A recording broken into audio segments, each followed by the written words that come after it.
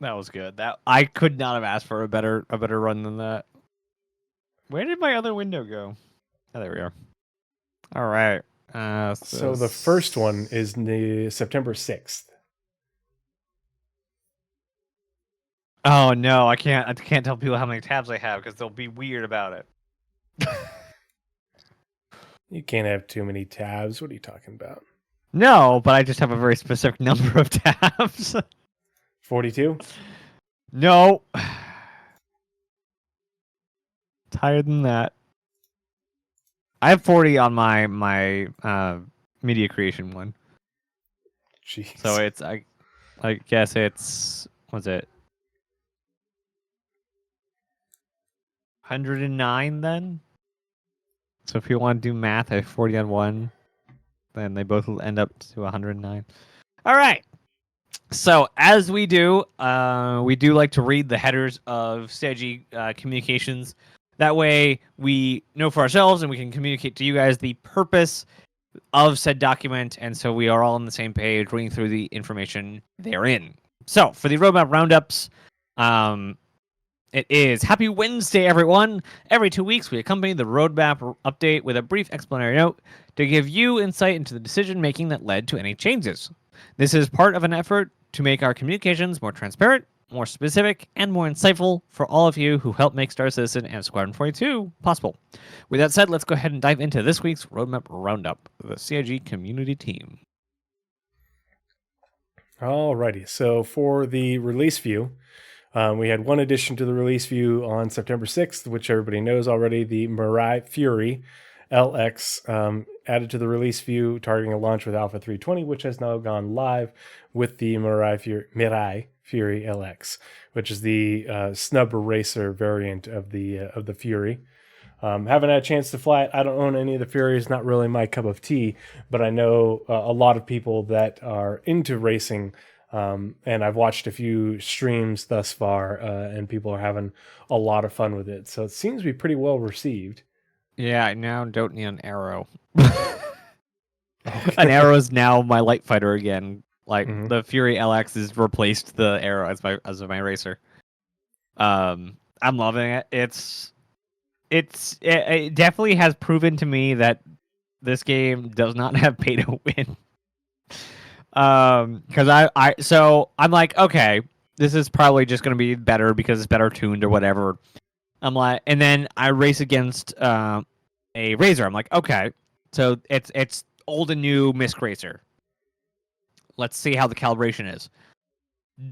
Razor has so much more speed. Sure, I can like do all this like 6 degree of freedom of whatever, but so much more speed. Basically, that is the thing. You have way more maneuverability than anyone else, but everyone else is beating you in a straight line.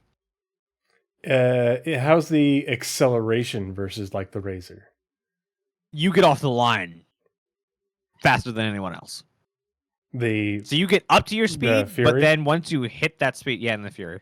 Okay, so the Fury has good acceleration, but the top speed is not good. Has really good maneuverability, but again, like in a straight line, yeah, you might beat them into the turn, but once you get into the straightaway, they're gonna, okay, yeah. But being able to accelerate well out of the turn is really good too. Yeah, yeah. So I've lost against a Razor and I've lost against an M50. I've also beaten other Razors and other ships. I also beat a Carrack, or not Carrack. I beat a Caterpillar today. That was fun. So I guess something I forgot to mention in the intro. I also run an org, and we have events every Monday. It's an economy-based org, so we do salvage mining and cargo. No Forge Industries, if you guys are interested. We are quickly. If we had everyone online at the same time, it would be 31 people. Nice, that's good growth. Yeah, we have a core about 5 players, and like you'll be seeing at least one of them. Well, actually, Ender's in the org, and he was on last roundtable. I also have Mick coming in on the next table, so not table round. Oh yeah, it is table. It is also tables. So yeah, I don't know when I'll run out of org people that do content. So they might just keep showing up on the round table. So that's the thing. And then the other thing that was on the progress tracker, or the other thing that was in the Roadmap Roundup, progress tracker. With this polish, we've added Q3 schedules for the NAPU gameplay feature team. Can't say it with a straight face. The NAPU gameplay feature and vehicle gameplay feature teams. These are existing deliverables previously on progress tracker. Yep, no, that's how these are existing deliverables previously on progress tracker. There's supposed to be a the there. Yep. These are existing deliverables previously on the progress tracker. Well, and then it says, simply... and are simply being reallocating, not reallocated. Who turned on lolcats talk? Come on, Jake. Deliverables on progress tracker and are simply being reallocating. Mm-hmm. I can imagine that Jake is so overworked right now because of all the crap that's happening with the Roadmap Plus. CitizenCon is literally like 25 days away. Yeah, it is soon. I think was. Oh no! It was because of CitizenCon prep, we're not having a live show this week. I read that completely differently. And I think this is our last ISC for the season. I think they'll probably take all of October off for ISC, which I mean makes sense. You know, we're gonna be we won't get anything for 2 weeks, but then third week is. And then they're gonna CitizenCon. come back in November with probably another ship roundtable like they tend to do now. Mm-hmm. And Jax McCleary. So like, I can't hate. I'm very excited for Jax. What's he The interesting. So the NAPU gameplay feature team and vehicle gameplay feature team. If we go to the companion, the vehicle feature team is an upstream team, and the interesting enough, if we go back to when it was announced that there was going to be a new vehicle gameplay feature team, and they're saying the existing vehicle feature team would remain on Squadron 42. Well, the vehicle feature team is right here, and it's an upstream team, so they should have their schedule all the way out to the end of Q4, because that's where the upstream teams are scheduled out to right now. Well, right now, the only ongoing work for the vehicle feature team is it's basically they're scheduled out to the end of this month, and they're working on resource management and vehicle support. That's it. And so it's interesting that the vehicle feature team, which is still working on Squadron 42, is actually working on resource management and Squadron 42 vehicle support, and they're split almost evenly. There's 7 devs on resource management, and there's 8 devs on vehicle support for Squadron 42. But it's interesting because they don't have their Q4 schedule, even though they're an upstream team. So in the SCL 10 days ago, Ask the Devs vehicle gameplay, they had mentioned it. I think it was like just about directly asked by Lando.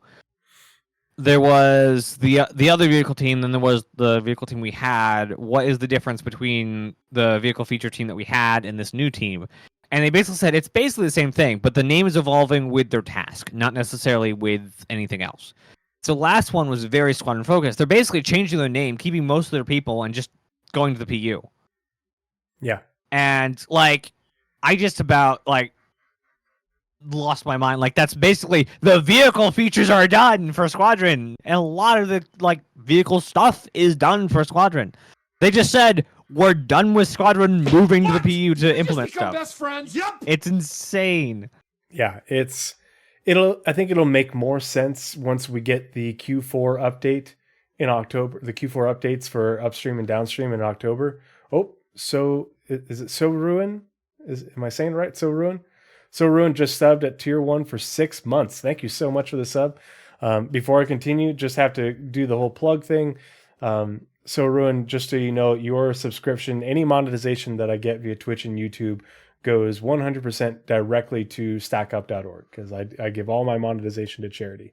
And so when I get Twitch payouts from the ad revenue and subs and stuff like that, Whenever I get those, I make a donation to stackup.org, and usually I'll round it up to the next highest $50. So if it's like $70, I'll add some money in and make it an even 100. This last donation was 150 because I had like $120 worth of payouts. So thank you so much for your support. I really appreciate it. It's going to a good cause, and now you don't have to watch ads. But yeah, so if you're not aware of how the roadmap works, we will get the Q4 updates, in sometime in October. Oh, thanks so much, man. I really appreciate the feedback, and Naz and I really appreciate the support. So we're really glad to have you, and glad to have you be a part of the community that we've built. Yeah, so we'll look forward to seeing in Q4 the updated schedules for both the upstream and downstream teams, but especially because the vehicle feature team and the vehicle gameplay feature team should both be upstream teams. And right now we should have their schedule in Q4, but we don't. And so it feels like, since they're reorganizing, and like Naz said, and we're going to come back to what Naz said in regards to the Squadron 42 features, in regards to vehicles sounding like they're very much done, because that's the way it's been sort of leaning in the monthly reports.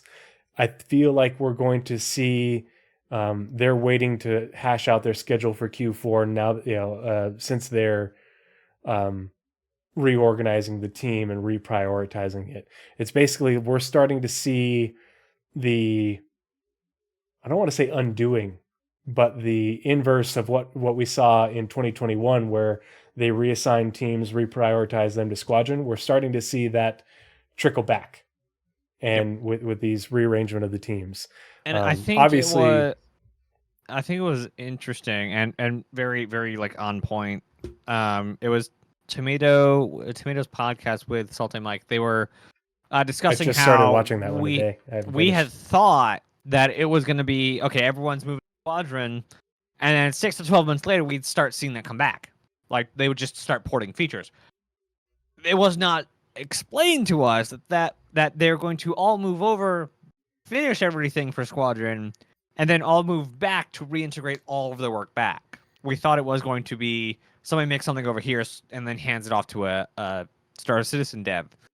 But no, they went and they polished, they built a game, and now everyone's coming back to build this game. Except they're going to have all the tools that they just built and polished up over there. Mm-hmm. So I think this next year of Star Citizen is going to be, I don't want to call it beta, because I don't think they're going to call it beta. They might, but it's basically going to be Squadron features and polish the whole 2024. Yeah, it's going to be bringing Star Citizen up to parity with Squadron 42.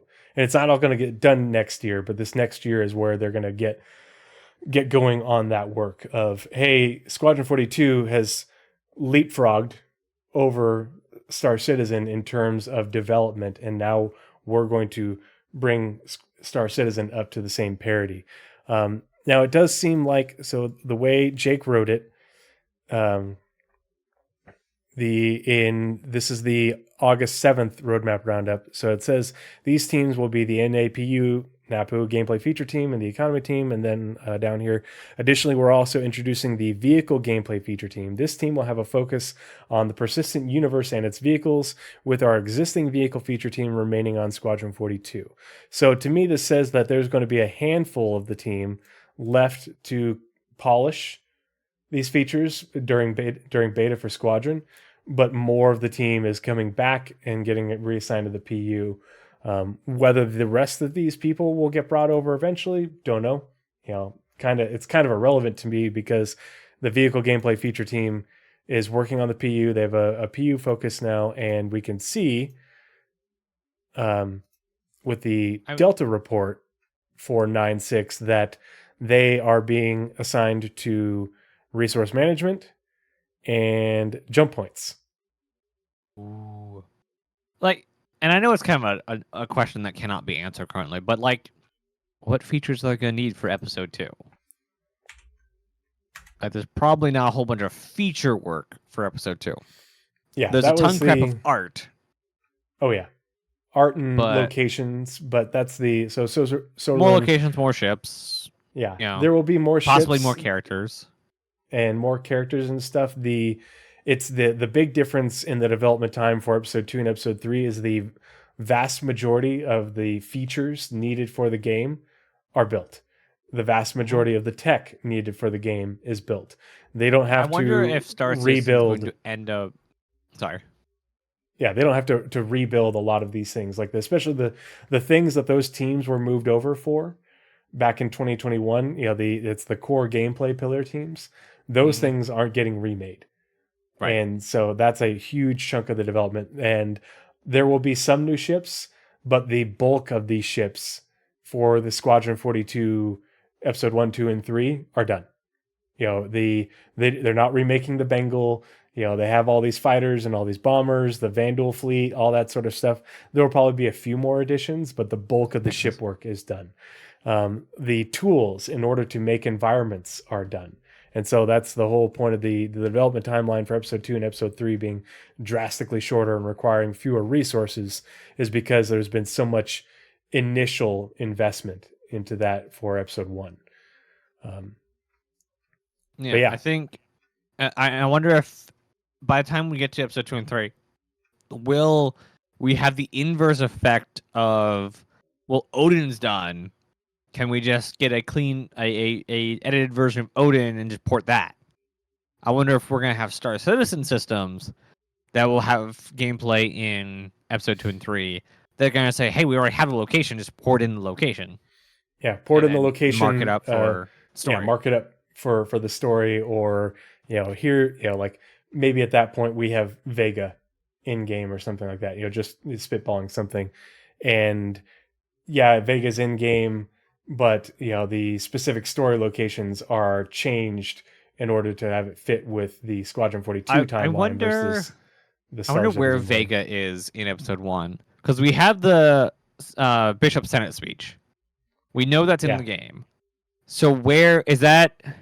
Is that prologue? Like, you're a Navy pilot. This is what you do. Oh no, we're at war now. Is that like the like how it breaks up, or do we end on the Senate speech? Like, is Vega the thing that is the cliffhanger to get us into episode 2? Yeah. In which case, Vega won't need to be done till either the end of development or primarily for episode 2. Mm-hmm.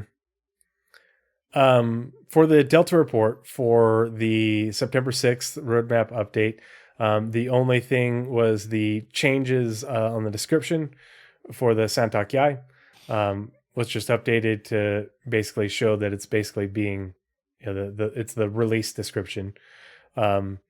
They showed the changes for the 2 new teams.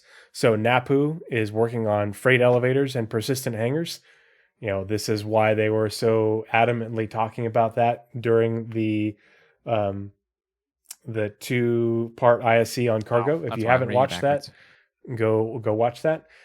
People are like, "Oh, it's going to take forever to get that." No, they're working hard on that right now. They're almost done with. It's weird. So we got, I don't know if it was last year, the year before, we got the design brief building interiors, which was, now if I remember correctly, that was not part of a CitizenCon event. It was, again, a ISC about, hey, here's something we can talk about. And except that was, they were kicking off the art sprints, like getting the concept work done, and they just had enough to say, this is what we're planning. And it was a lot of talking and not a lot of showing, because it was all concept art, but very, very pretty concept art. But this one was, we've had freight elevators on and off the... I think they showed up on the release fair at one point, didn't they? The freight elevators? Yes. Yeah, there was so like a they year had already ago. planned on having these out at some point already. That's how far into development we are on this one. So it was like a design brief, but in the trenches of this giant feature already being done. And for reference, I have it up on the Progress Tracker right now, and you can see, obviously, there's been a lot of part-time work here and there, but there's been a lot of work ongoing right now for a long time. The EU landing zone team right here, this is artists working on freight elevators in order to do the artwork to make them look like they belong in the hangars. And then you have lots of work from USPU and NAPU now. Yeah, there was a single line in the second episode where they said buy more hangar space. I don't know how many here. I'd love to see in chat, like a show of hands, how many people were here for the original hangar module and how you could expand your hangars and hangar module. Yes. Yeah, just however many ships you had, it just kept on going. It just bulked it out. Mm-hmm. You could actually, so there was a hangar manager that you could go into on the website, and you could actually decide how your ships are laid out in your hangar. So if you had two small ships, you could put them in the same hangar. But what everyone did was make sure you had as many hangars as possible, because we also had the PTV. So we could drive around our giant outlaid hangars in our little PTV. And they showed like the image of the like hangar with all the junk in it has been going around the communities for a little while since the first episode launched. Imagine that, but you have, giant like 890 size hangars, and you have like wide like other small like larges on each side of those with a couple small ones on each side of those. And eventually you have this giant interior where you can just do the things you need to do. You can have all your junk and just like, hey, I don't want to sell this right now. Just throw it off the ship. We need to go get the gear to go throw and do some bunkers or whatever. It becomes this like garage that everyone's been wanting to have. And it's somewhere where you don't have to just like scavenge out in the wilderness. Like, oh, there's a wrecked ships here. They have guns on them, but like we can't store them anywhere, so there's no point. Throw them on the ship, take them back to your hangar, use them next time you need to go on an outing, so you don't have to pay for more missiles. Like, it's going to be such a big thing, and also the bigger boxes for items that they're working on. Like, it's truly the cargo feature. Like everyone's been waiting. Yep, it's insane, and it's very encouraging to see that there's so much priority on persistent hangars and the freight elevators right now, and the fact that they just talked about it in that ISC. Like everybody's like, oh, it's a design brief, we won't see it in forever. No, they've been working on this for a long time. There's a lot of stuff going on. It just because they don't have it available to show yet doesn't mean that there isn't a lot of work already done. And you can see that there's been a lot of work done by different teams over the years, and now it's at the point where if it's the gameplay feature team are working on it, it means that they are taking the work that's already been done and they're putting it together and getting it working before release. I would not be shocked if they showed this at CitizenCon. Yeah, I mean, we could get a preview. I definitely think that we're going to get an ISC in Q4 in order to update us on the progress and show them actually using it. And whether I don't think it'll release in Q4. It's hard to know. But there's a very good chance that this is something we could see end of the year, beginning of next year, based off of what's assigned. Because like the persistent hangars, they've got 2 engineers and a design dev working on it from just NAPU. And where'd it go? Right there. And then for the freight elevators,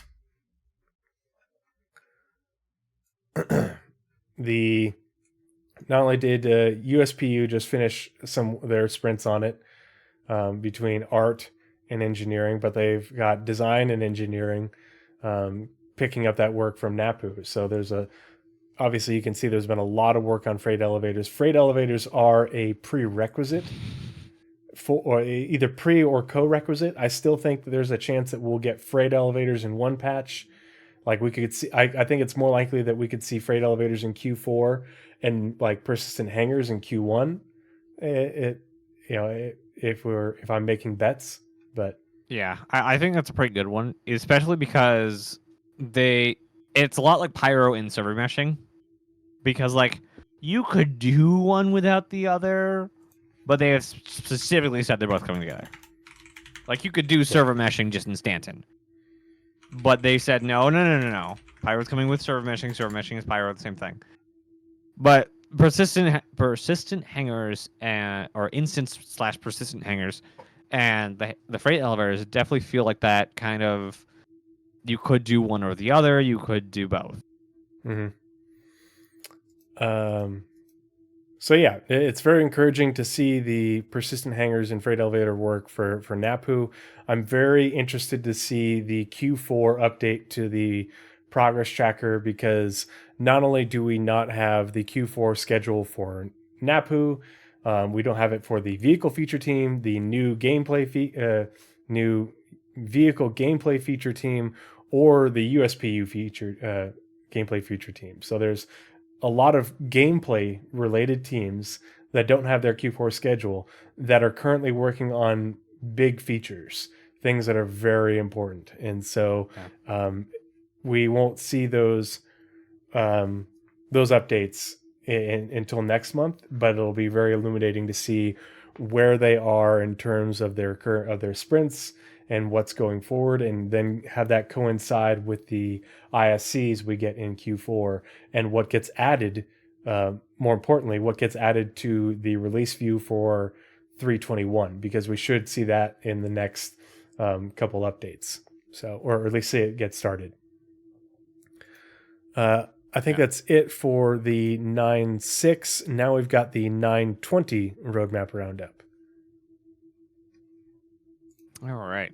And just as the reply in the chat, I knew exactly what he was going to I knew it like word for word what he was going to say about the videos. Because again, in the tomato thing, he said that he doesn't care about development. He's here for only the video game that is the video game, not development. And he doesn't want to see anything that's not less than 6 months out. Like that's totally fair. Like that's totally an opinion to have. Then don't watch stuff. Like don't watch stuff, I guess. And it's called design brief, and those are always framed as you're not getting this anytime soon. This is ground floor work, and we just want to let you know like this should be interesting to people who want to follow the development of Star Citizen. Like that's how they intro every ISC. As we follow the development of Star Citizen, that's how they intro it. So I knew exactly what was really important to only take what they say at literal face value, and not apply your bias and let your imagination run wild with it, because then people are going to overreact. Well, what does this mean? Does this mean that I have to do this? And then they're going to get upset. And it's like, no, they didn't say that. Well, they didn't say that they weren't doing that. It's like, okay, well, like why are you getting upset? The problem with like, this meshing together video, I don't know if any CIG people are here. I would sign an NDA. I will gladly sign an NDA to see the unreleased sequels of meshing together. I loved that video, and the community killed it. I hate it so because everyone's like, there was a post-it note. It said this thing. No, it didn't. It didn't say anything. It was a post-it note. And just like everyone got so riled up, and we just don't have the stupid episode that was supposed to follow. Okay, where's my windows here? Where's my windows? All right, we are on the 20th one. Yep. Yeah, 920. Did I just close both of them? What's the resurrect dead tabs? That's the 6th. I've dropped all the links in Discord. Just click the link. Yeah, I had them open. I closed the one for 6th, and they both disappeared. All right. You want me to read the header again? Sure. Yep. All Consistency. Right. Yes, consistency. Again, another header from Star Citizen documents. Again, we like to make sure we have all the information on it to make sure that we are translating all the purpose of the document. So, again, happy Wednesday, everyone. Every 2 weeks, we accompany the roadmap update with a brief explanatory note to give you insight into the decision-making that led to any changes. This is a part of an effort to make our communications more transparent, more specific, and more insightful for all of you who help make Star Citizen and Squadron 42 possible. With that said, let's go ahead and dive into this week's Roadmap Roundup, the CIG community team. All right. That's my best impression of 2X YouTube. I'm going to start this one off, and just because, and I'm going to do the top 2 things because it's my baby. Yeah, absolutely. Go ahead. I can rant at the bottom one. That's fine. Yeah. So for the release view, the following cards have been added to the release view in the 320 column, targeting a launch with Alpha 320.x. Now, this kind of surprised me because I wasn't expecting it until 321. I'd kind of assumed that it was going to require a new patch, but I'll explain why this kind of makes sense. So the Argo SRV, building, implementing, and balancing Argo's tugboat, the SRV, as a game-ready vehicle. They called it a tugboat. Yes, and so, okay, hear me out. So the reason I love the SRV, not only because I love tractor beams, and yes, we all meme me when it comes to beams in my Discord, because I hate the medical beam thing. But in reality, I actually do like beams. I like the mining laser, which is a beam. I love the hull scraping beam. I think that I think that using lasers for things that make sense in a sci-fi universe are a good idea, and being able to, generate a tractor beam, which is just a visual representation of some sort of gravitational field or whatever to bring something to you. I think that's cool. I think it's peak sci-fi. And I love the SRV because I love the raft, and a lot of people give the mole shit. I love the mole. And I have every Argo What do you mean ship. the mole's great? My mining team loves the mole. I love the mole too. I know, but some people don't like the mole, don't like the layout. I think it's fine. I think it's great. Plus, everything Argo has VTOLs. So that, so it's VTOLs. They are the orange version of like the Tonka trucks that we all had as kids. Yep. But in a form of a spaceship. The SRV has vehicle tractor beams, and tractor beams are peak sci-fi to me. I don't think there's anything more science fiction than tractor beams, especially as a huge Trekkie. But then it's a tugboat. So as a kid, as a small child, like 3-4 years old, I didn't want to be a firefighter when I grew up. I didn't want to be an astronaut. I didn't want to be a soldier or anything like that. I grew up in the Bay Area, the San Francisco Bay Area. That's where my family on both sides is from, and so a lot of day tripping to the San Francisco Bay to go watch the ships, and I fell in love with tugboats at a very early age. And from a very early age and for a very long time, I wanted to be a tugboat captain when I grew up. And nice. My mom has dozens of little crayon drawings of stick figure Trio0311 on the bow of his tugboat sailing through the bay. And so it's wasn't there a tugboat children's show? I'm sure there's a children's show. I have a kid's book that is now my son's, one of his favorite. We went to the Oregon coast for vacation this last summer, and we stopped in one of these little port towns, and they had a tugboat museum, and it was the best day of my life. It was this is why I love the Argo SRV, and I can't wait to see the Argo SRV get the raft treatment and be able to use it in game. Now, so the other thing, obviously added to the release view, was vehicle tractor beams, implementing tractor beams attached to ships, either remote operated or turret-like attachment. This allows players to move and tow bigger objects, including other ships. And so I recently covered this in a sit rep, just to give us an update on it. And they did name off a bunch of ships with vehicle tractor beams that had gotten their art pass from the vehicle content teams in order to have the tractor beams added with the utility slots for like your app in your Moby class, your vehicle manager app. Pardon me. The only thing is when they named them off, I don't think they named off all of them. They named off most of them.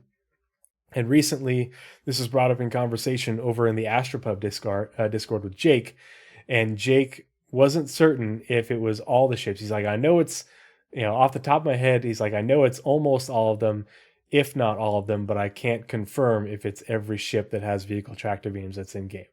And so if I don't, and I should have pulled it up, and while Nazeris is talking, I'll see if I can find the right monthly report. But I think the one that the one that was omitted that comes to mind is the Taurus, But like they said, the Cat, the Cutlass, the Nomad, which is weird because the Taurus has been in some marketing material with the tractor beams. it's been in marketing material. It's in game. It's a turret-like attachment. But the only thing is, it is unlike the other ones where it's a tractor beam on a utility mount. Like we've seen that image of the 315P with the the tractor beam sitting on like a pedestal in front of it. Those are attached on a utility mount. The Taurus is one of the few that has a turret with the tractor beams on the side of it, and it's like a manned turret. And so that one's unique. I don't know how the reclaimers are meant to be, because the reclaimer is meant to have them. So it's going to be interesting to see as we get closer what ships have them, what ships do not. I'm hoping that ends up being all of them, but I wouldn't be surprised if there's a few edge cases like the Taurus and maybe the reclaimer. The other one that I don't know if it was mentioned was the Raft, because the Raft is meant to have I believe it's a size 2 in order to move the 32 SCU containers. We'll see. Because I could have sworn when it was initially concepted, it said a size 1. So that's going to be interesting to see what it ends up being, and if it gets added, because it would only get added if the Raft's cargo containers were able to be removed. And currently in 320, they are not. They don't go anywhere. They don't have that mechanism in. So I'm looking forward to seeing the Raft get its full mechanism, its full gameplay put in, but that means vehicle tractor beams, and it means the animation of the cargo lift and grabby arms that it has on it. So it'll be interesting to see. And that's it for vehicle. Actually, I'm going to. I'll pull up the monthly report for that, Naz, while you rant about the G12. Like, don't get me wrong, I love the G12. I will drive the G12 possibly more than I drive the Ursa, though. Like, Ursa's RSI, so it's a very warm spot in my heart. The G12 is not a military vehicle. It's not. I asked Kel this, and it's like, no, it doesn't really make sense. It makes sense that the luxury vehicle goes to the commanders and not to everyone else. But like the G12 as a military vehicle, whether it's whatever it is or the AA version, does not make a whole lot of sense. Yeah. And like they introduced the G12 at an Invictus event. That's like my whole problem. It was Invictus Day, and they're like, you know what the Navy needs? It needs a luxury 4-wheeled rover. That has 3 variants. Only one of those has any capability of fighting off anything. Then you have a bright white one and a green racing one, or a blue racing one. Like, no. Just no. It didn't. I don't know if that's like the most militarized thing they had to show off as far as a concept, but like, I don't know. That just wasn't it. So I will definitely drive this thing. I'm so glad to see it on the progress tracker, especially with the blanking on names. The X1. I can't pull up 2. How do you pull up? It's on the progress pull tracker. Up 2 things. Yeah. I just need my Windows to do. While stuff you're doing correctly. that, I'm gonna read. I found the 2 things. So it's the April and May monthly reports. And so the April monthly report, it says specifically the LOD pass on the Argo SRV was completed. Relating to this, a support pass for tractor beams began, which includes retrofitting the new vehicle tractor beam onto existing supported ships. It also involves ensuring that all valid components can be removed using the FPS tractor beam. So, which includes retrofitting the new vehicle tractor beam onto existing supported ships. So that to me suggests that it should be all ships that are released that have it. But then in the May monthly report, And they may have done the more difficult ones first, we don't know, but they only specified in the May month report the team approached the end of their pass on vehicle tractor beams. This included work on the Origin 315P, Drake Caterpillar and Cutlass Black, Consolidated Outland Nomad, and Misk Hull C. Now, I assume that the Spirit C1 will have already had this work done during its development, so that makes sense. If it doesn't, that seems like a giant oversight. But the Reclaimer is supposed to have tractor beams on the side. I just don't remember if they are turreted ones like the Taurus. If anyone knows in chat, let me know. But then obviously the omission of the Taurus on this is interesting. But they did mention the Hull C, and you can see in all the recent B-roll we've gotten of the Hull C that the vehicle tractor beams are on there, and it's the new MISC ones that they introduced with the MISC Expanse. So, yeah, the G12 military variant strikes me as very Hurston Dynamics Messer era weirdness. But it's not, is it? No, it's not. No. No, okay. It's just that's the weird part of it. It's like it feels out of place. It does. It always has. That polar raft looks so good. I love the raft. I hate the raft. It's such a ugly duckling because of its feature set. It's so weird. So yeah, and the Delta if you want to report. open up the link I sent you. Oh, hold on. So this is what I was trying to say. I'm really excited that the G12's up because the X1 is also getting its work actually right now. So by the end of the year, we'll have both the Origin vehicles done and dusted. Oh yeah, yeah. Do we have any concepts of Origin ships? If the concepts, I think that's the entire backlog of Origin. Yeah, that's everything Origin. I really need to save this shot somewhere else. I keep having to go back up. And the G12 was added to the progress tracker. I hope, but I don't. I hesitant to bet on the G12 making it in this short of time. How long? I think that the G12 might be a Q1 or even Q2. Look at the links. How long the links take?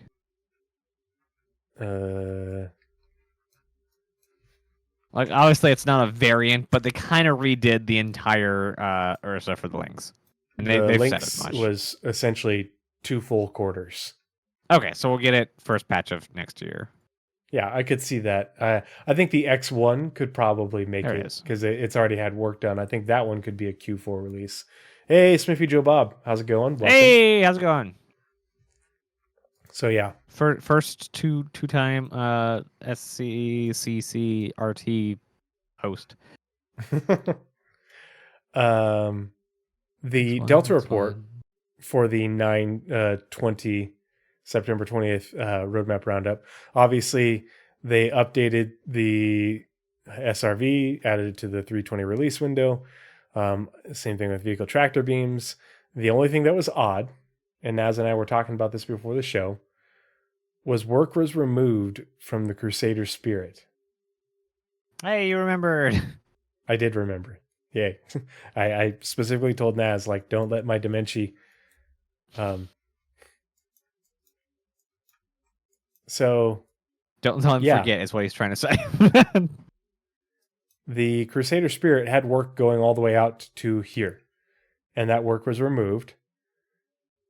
I think we're still getting the Spirit, but the odd thing is that it was just mentioned in the August monthly report here of getting work done and being in a significantly advanced part.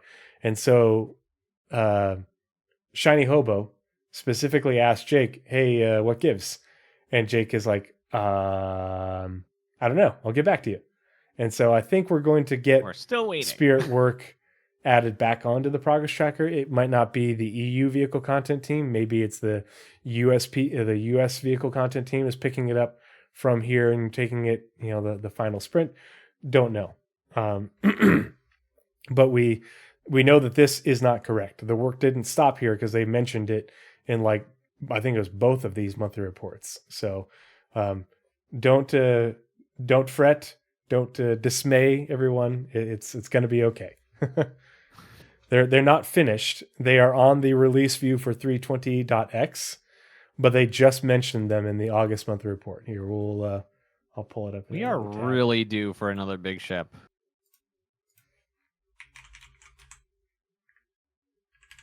So I'm looking at the last unreleased ships. Remember that image we had a bunch of episodes ago? There's a slightly updated one to May 28th. Maybe it's July. And the ships that are unreleased from the first 5 years are the Idris M, Merchantman, Hull C, that's now out, Orion, Idris P, Endeavor, Genesis, Javelin, Hull B, Hull D, Hull E, and Polaris. Big ships post 2017. Pioneer, Kraken. Other than that, it's Perseus, Liberator, Odyssey. Those are large ships, not big ships. So we are way overdue for big ships. It's been 5 years. Yeah, Blizzard, I think that's something that retroactively they should have done, because the 400i, they said that, hey, this little bay is meant for the X1, but it doesn't come with it, even though the Constellation comes with an Ursa rover or a Lynx. Yeah, they better redo that. That seems ridiculous. It's an origin ship. They should be all about the add-ons. Yeah. So right here, July monthly report, Crusader A1 Spirit progressed through final art with a handful of LODs remaining for its interior and exterior damage. So it's almost done with final art. It's just giving a few more level of detail. And you said that was July? LODs. Yeah, this is July. And then work also continued on the C1 cargo variant, with the main difference being minor exterior changes and the cargo room, the latter of which currently progressing through gray box with most of the core forms refined. So the C1 is in earlier final art in other parts of the ship, and the cargo area is in gray box, whereas the A1 was in final art, and this is as of the end of, as of July. And here we have it, the work ending in mid-June. So yeah, we'll get it sometime in October is when the progress tracker will get rectified, hopefully, and we'll have some answers to some of these questions. And I think that's and Polaris is currently being worked on. It should be out next year. Yeah, my bet is for Polaris. I think they're gunning for Invictus launch week 2024. You think Invictus? I was going to say CitizenCon next year. Nope, I think it's Invictus. I think because when they talked about the Polaris, over a year and a half ago, John Cruz said, if we put the Polaris into production right now, it would take a year to a year and a half to finish it, and that's with the UK team working on it and not working on anything else. And obviously that means that this part of the UK team would work on it up to this point, and then this part would pick up for them, after that for their portion. But they didn't put it directly into production. It sat for 6 months.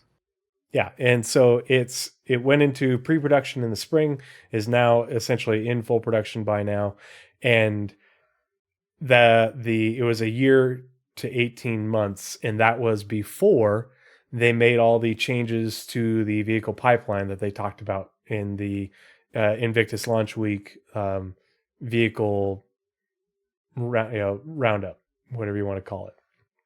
So I think they are shooting for a year.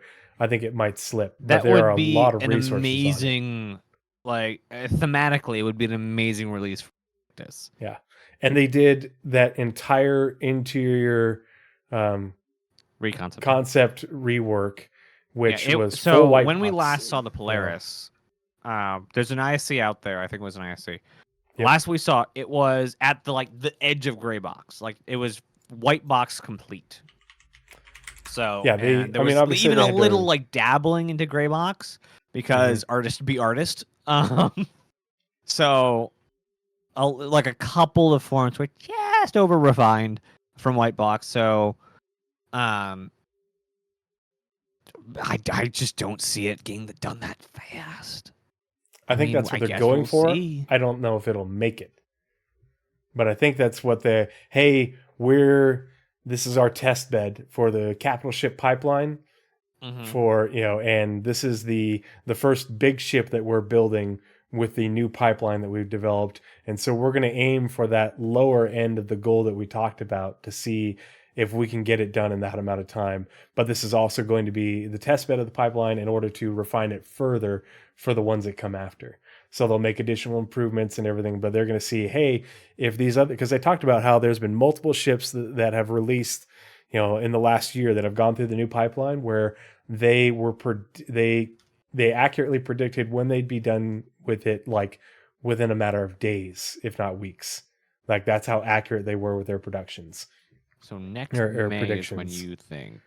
And that's why so many of these things, that like vehicles, if you go back and look at the Shiny Tracker over the last year, you haven't seen a lot of changes to vehicle development for vehicles in production because they've gotten so good at predicting, hey, we're going to schedule this out and this is all that they're going to need because we've got the pipeline down so accurately. And so I think that's what we're probably going to 8 months, see. huh? Yeah. But it's 8 months, but they started pre-production at the beginning of April. So yeah, for sure. I'm just saying 8 months from now. Yeah. So it's essentially like a little over a year from pre-production to, it's basically 14 months from the start of pre-production to release. And that's with going into it with a full concept rework in white box. Yeah. And from what they said, it seems like it would then roll on to the next RSI combat ship. So it would be, I think it was Polaris Galaxy Perseus because that's the size of them. But it may be Perseus than Galaxy. I don't know which one they want to do that one in. I wouldn't be the Galaxy much more than the Perseus. I know a lot of people who want the Perseus much more than anything else in the world. So we'll see which way they do it. But I think hope, it depends on the gameplay. I hope they spin up the Kraken sometime soon. Whether it be the team after getting these 3 ships done, then moving on to the Kraken and doing that out or whatnot. But we also need the Pioneer. It's gonna be interesting how many big ships they're gonna have in production at the same time because we're gonna have to get some concurrency. Well, we talked about this in one of the previous episodes, the throughput versus throughput versus flight time. Yeah. And then lo and behold, within 2 or 3 months of us doing that podcast, we talked about specifically how, hey, they're growing. CIG is growing leaps and bounds. And part of that growth is they're going to expand the vehicle content teams. Lo and behold, they founded a new team within a couple months of us saying that. It's Montreal team. Not only they found a new team in Montreal that they said they're going to continue to grow, but they also said they're going to build additional teams in the UK on top of the one that they already have, which is the biggest one. They literally, said to everyone's faces, hey, we have done a whole lot of work in order to update the vehicle pipeline to make sure that we are able to accurately predict the resources that we need and schedule things appropriately and get things done in a timely manner. And so that's the flight time. They've updated the tools, and now they are increasing the amount of people working on ships in order to increase the throughput. It's like Naz and I were both, standing over our crystal ball, And it's not hard to predict this rare stuff. times that they actually telegraph their actions through the actions they've already done. Mm-hmm. Yeah. And it's not always that happens, but like the people who pay attention can see it. So it's kind of cool. So that wraps up the Roadmap Roundups for September. And thank you for everybody who is hanging out in chat, and we appreciate all the input and the feedback. It's really good to see everybody. After this month, this is my therapy, being able to hang out with Naz and all of you, just because this month has been so brutal. And tomorrow it starts 7 days off, and get to go on vacation and go visit family in Sacramento and have my 20-year high school reunion. So really looking forward to that. But I was like, oh, yay, we get to do the podcast. We get to hang out and talk Star Citizen. And I haven't even launched the game in weeks, if not longer. And so I just want to say I appreciate all of you. And now we're going to launch into the 318, 319 post-mortem. So They're dead. We killed them. Yep.